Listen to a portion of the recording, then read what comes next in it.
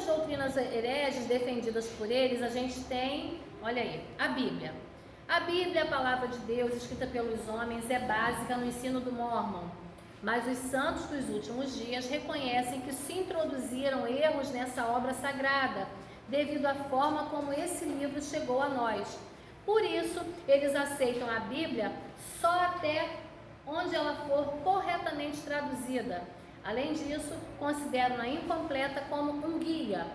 Como complemento à Bíblia Sagrada, os mormons aceitam fazer uso de outras literaturas. A versão inspirada da Bíblia, que é feita pelo Smith, é usada por conveniência, por vezes no lugar do texto canônico, e o livro de Mórmon, que a gente já falou. Os pactos e mandamentos, doutrinas e convênios, doutrinas e pactos, olha aí. Esse é o livro fundamental dos Mórmons. Contém 163 revelações dadas por Deus a Smith, de 1830 a 1843, como sendo a palavra do Senhor. É também chamado pela Igreja reorganizada de livros dos mandamentos. Nesse livro, Deus foi apresentado como tendo corpo de carne e osso. A pérola de grande valor, composto pelo livro de Moisés e pelo livro de Abraão, já no segundo livro se nota um nítido politeísmo. Deus é apresentado como um entre vários deuses. Contém os 13 artigos de fé do mormonismo, que dão a impressão pela sua semelhança que os mormons são também cristãos, mas não são hereges. Deus. Para os mormons, o Pai tem um corpo de carne e osso tão tangível quanto o do homem. O Filho de Deus também é assim. Doutrinas e Pactos é o livro que eles utilizam. Gênesis 1:26, a partir desse versículo eles afirmam que Deus é humano como nós. Outra declaração monstruosa é a seguinte: Deus, nosso Pai Celestial, foi talvez uma criança imortal como somos agora, e elevou-se passo a passo na escala de progresso até o ponto em que se encontra agora. Parece até doutrina kardecista, né? Que você tem que passar por situações para ir se elevando, né? E mudando de patamar, né? Melhorando o nível. Olha aí. Jesus Cristo, ele não foi gerado pelo Espírito Santo, segundo eles. Jesus Cristo foi polígamo. Maria e Marta, as irmãs de Lázaro, eram suas esposas, e Maria Madalena também o era. A festa das bodas de Caná ocorreu durante um dos seus casamentos. Olha aí. É assim, é muita imaginação, né? Você tem que ter uma criatividade muito grande para você poder manter o povo debaixo daquilo ali. Tem que ter. É maconha? Bota aquelas folhinhas de chá, né? Só pode, porque é muita imaginação. O mais legal, assim, o cara foi morto pelos próprios apóstolos só por fazer um monte de besteira, só que a literatura continua. Isso aí, a semente foi plantada e o negócio está laxando, está germinando. germinando. O cara presta, o que ele escreveu é bom. Pois é. Vamos lá. O Espírito Santo. Afirmam que o Espírito Santo é um fluido divino espalhado no espaço e é infinitamente superior à eletricidade ou magnetismo. É concedido aos homens unicamente pela imposição de mãos dos sacerdotes mormons. Quem aqui já viu o filme A Bússola Sagrada? É um filme infantil, já viu? Fala mais ou menos sobre isso, não fala? Sobre essa questão do fluido divino, e ele fica perseguido, é proibido para as pessoas, só um grupo seleto de sacerdotes que pode ter acesso a ele, porque se a humanidade tiver acesso, eles vão perder o controle da humanidade, é maligno. O filme fala exatamente sobre isso, mas são coisas tão sutis que a gente assiste o filme e você percebe que tem muito misticismo no filme, né? Mas você não percebe que tem alguma coisa por trás, uma seita por trás rolando, você não percebe em nenhum momento. Depois que eu fui ler isso aqui, eu me lembrei do filme na hora. O filme fala exatamente sobre isso, sobre o fluido. Todas as pessoas podem receber a Bússola Sagrada. É um filme infantil, tá? Infantil. Vamos lá. A igreja afirmam ser os únicos certos, garantem que todas as outras estão desviadas da verdade e que Deus restaurou o genuíno evangelho através da igreja mórmon na pessoa desse profeta do Joseph Smith, mediante uma revelação direta de Deus. O mormonismo eleva o homem ao nível de Deus e rebaixa Deus ao nível do homem. A salvação. O homem não é salvo pela obra redentora de Jesus mediante o derramamento do seu sangue remidor na cruz do Calvário. Olha aí se falou isso, acabou. Antes, a salvação vem pela obediência aos preceitos e às cerimônias da igreja mórmon. Contudo, após a morte, o homem ainda pode se salvar.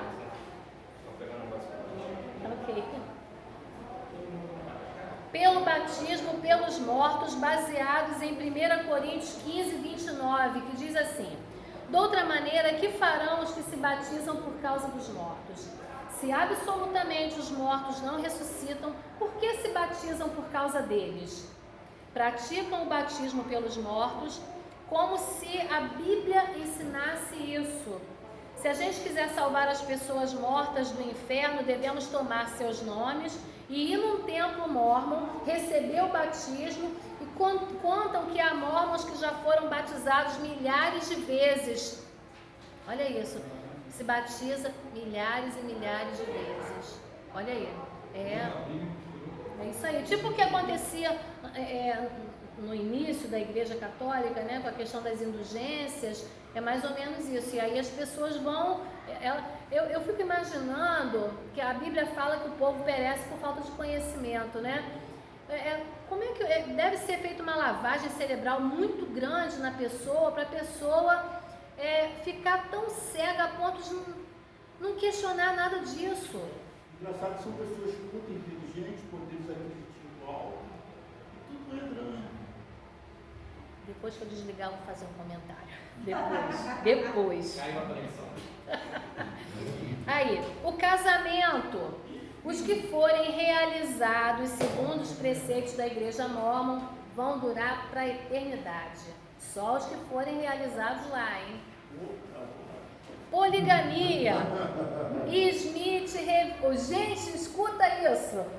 Olha, o Joseph Smith, não é à toa que neguinho acusou ele de assédio, né, de um monte de coisa. Olha o que o cara fala, cabra sem vergonha. Recebeu a revelação divina sobre a poligamia em 1842. Ele mesmo teve 27 esposas, gente. Isso aqui é pra ele, né? 27, olha aí, e 44 filhos. Os mórmons afirmam que pela necessidade de corpos para ocuparem as almas que são geradas no céu, porque Smith afirma que há muitos deuses cuja ocupação principal é a de gerar almas para ocuparem corpos gerados na terra. Então a poligamia é uma necessidade. Ou esse cara é um doente, ou ele é um demônio na terra, cara. Não é? Gente, que loucura é essa? Que loucura! É uma necessidade e uma obrigação para as mulheres. Não é? Olha aí. A mulher tem que aceitar. Tem que aceitar. Senhora, se não aceita, vai ser serva pela eternidade. Olha aí. Continua sendo burro, né? Pra ter tanta esposa.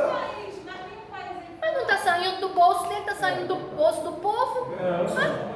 Queria ver se a gente tivesse que trabalhar no sol, capinando, não é não? Seria querer ter 27 esposas. Queria ver. 44 filhos?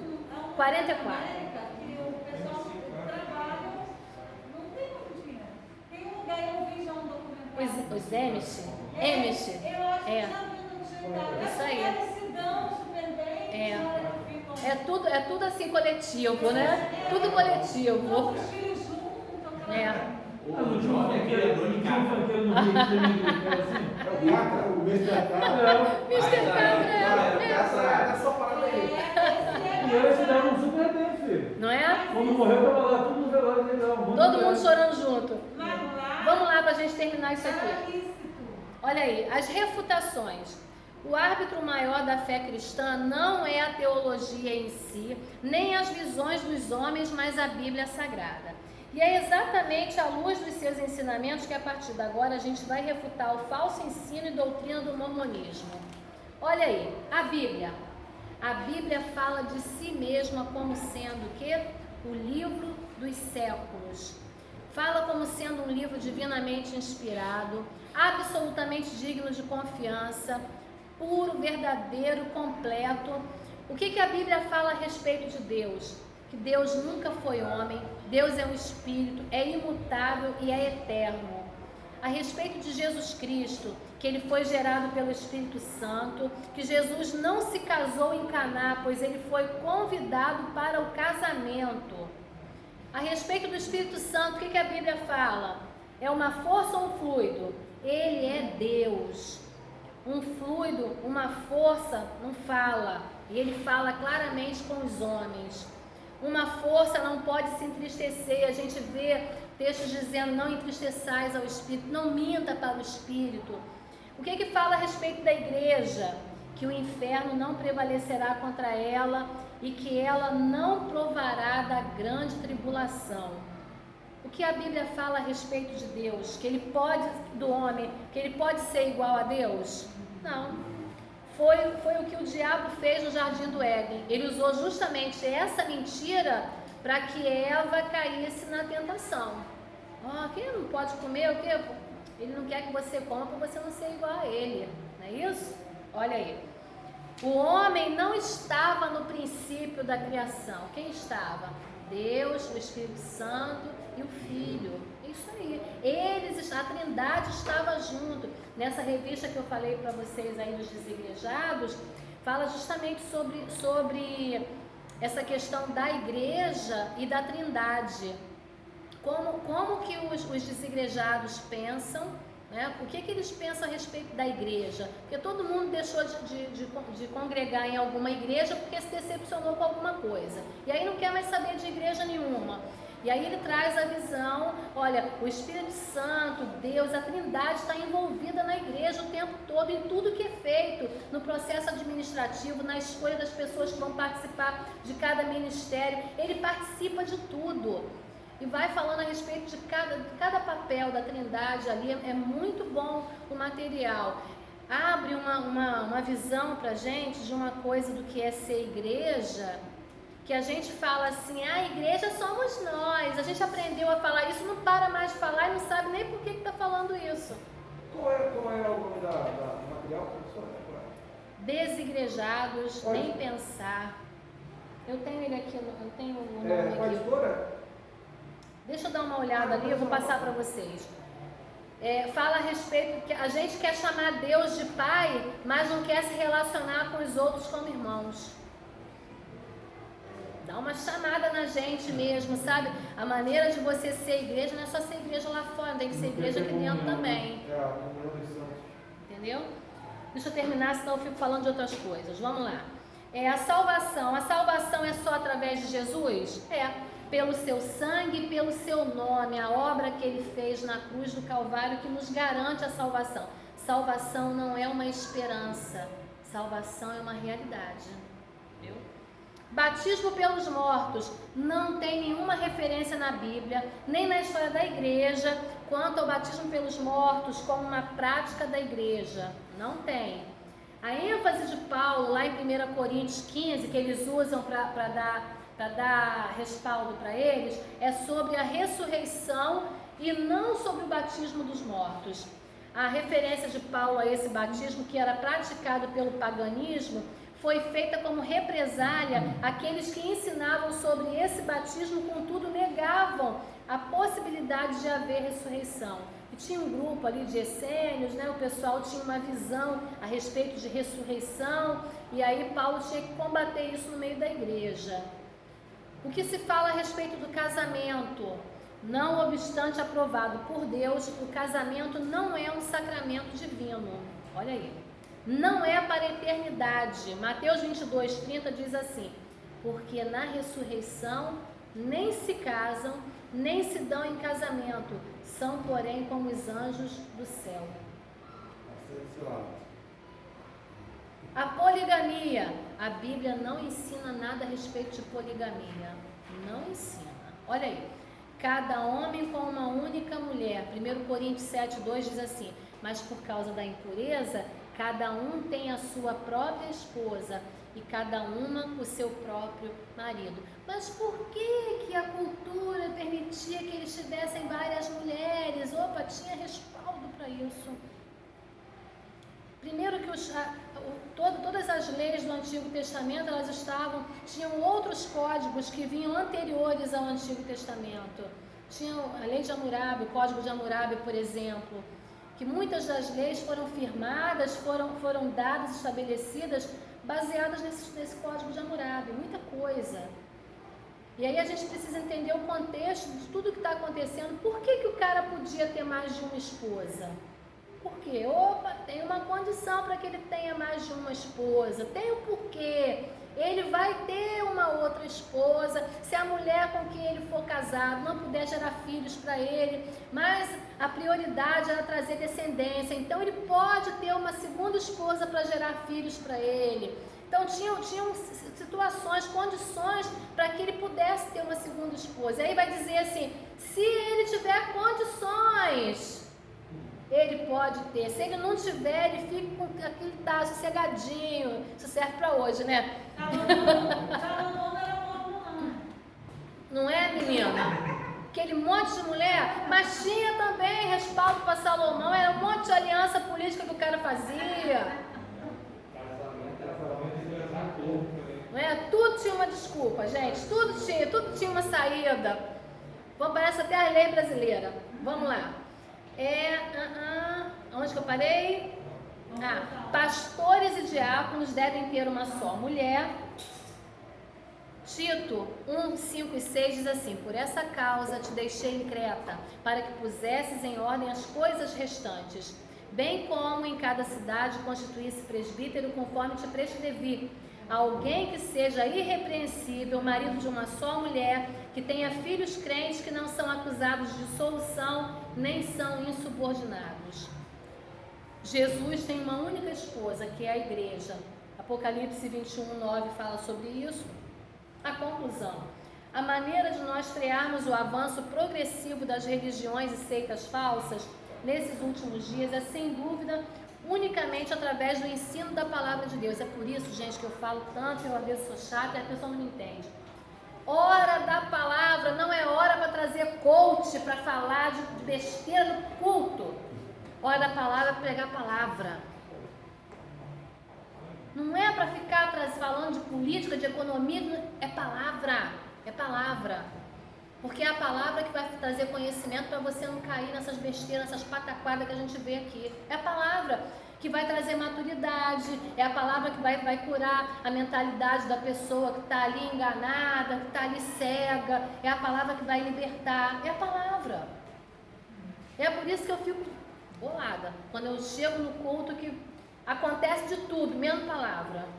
Fico, olha aí.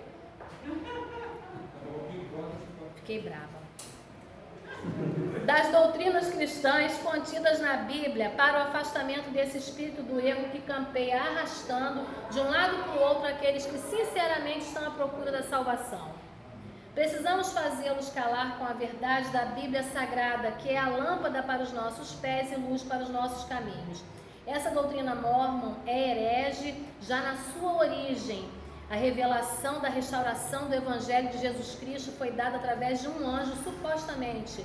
Só que a Bíblia diz lá em Gálatas uma séria advertência para esse tipo de revelação. Gálatas 1, de 8 a 9. Ele fala o que a respeito disso? A respeito do anjo de luz? É isso que ele fala? Gálatas 1. Abre aí rapidinho, leia aí para mim. De 8 a 9.